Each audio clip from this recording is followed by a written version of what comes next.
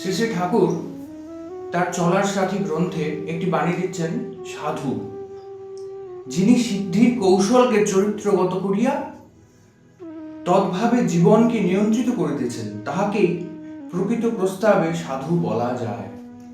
আমরা বর্তমানে সাধু অনেক দেখতে পাই, অনেক রকমের সাধু, কিন্তু শ্রী শ্রী ঠাকুর বলছেন যারা সংসারে থেকে, যাদের সামনে অনেক প্রবলেম রয়েছে, অনেক সমস্যার মধ্যে সে জর্জরিত, সেই সমস্যার মধ্যে থেকেও যে তার নাম গান করতে পারে, সে তার চিন্তায় সবসময় নিজেকে নিমজ্জিত রাখতে পারে, সেই আসলে সাধু।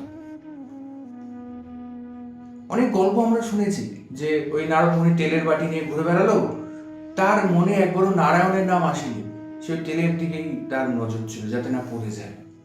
কিন্তু একটা কৃষক, সে সারাদিন কাজবাজ চাষবাস করেছে, সবকিছু করেছে, করার পরে দিন শেষে সে একবার নারায়ণ নারায়ণ বলে ঘুমিয়েছে, আবার যখন ঘুম থেকে উঠেছে নারায়ণ নারায়ণ বলে উঠেছে। তখন নারায়ণ বলছে, এই তো আমার প্রিয় ভক্ত। আমাদেরকেও সেই রকম চলতে হবে, পাকাল মাছের মতো। ঠাকুর বলছেন পাকাল মাছের মতো হতে হয়, থাকবে কাদায় কিন্তু তার গায়ে কাদাটি লাগবে না, থাকতে হবে সংসারে কিন্তু আমার চরিত্র যেন সাধুতা ফুটিয়ে ওঠে। সাধু সন্ন্যাসী যারা নাকি আমরা দেখতে পাই, তারা হিমালয়ে যায়, মানে সাধনা করতে হিমালয়ে যায়, তারা অনেক তপস্যা সেই করে তারা কি করে, শুধুমাত্র তার দর্শন পাবো বা আমার জীবনটা তার তিনি যেরকম বলেছেন সেই রকম ভাবে আমরা আমাদের জীবনটাকে পরিচালনা করব। আমরা কিন্তু তাই করছি, শ্রী ঠাকুর যেরকম ভাবে বলেছেন সেইভাবেই নিজের জীবনকে পরিচালনা করতে চেষ্টা করছি। আমাদের কিন্তু কোনো হিমালয়ে যেতে হয়নি, আমরা সংসারেতেই রয়েছি।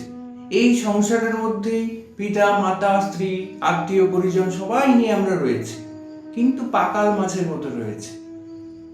সংটাই সার, তারই নাম সংসার। সংসার মানে মানে সেজে থাকাটা, নিজেকে সাজিয়ে রাখাটা, এটাই হচ্ছে সার বস্তু। এইটুকু জেনে যে সংসার যাপন করে সেই গৃহী সন্ন্যাসী। গৃহেতে থেকে সন্ন্যাস যাপন করা। আর সন্ন্যাস কথাটির অর্থ কি? সম্যক রূপে ন্যস্ত। আমি আমার যথা সর্বস্ব তার পায়ে আমি ন্যস্ত করে রেখেছি, তবেই আসে আসল সন্ন্যাস। জয় গুরু সবাইকে।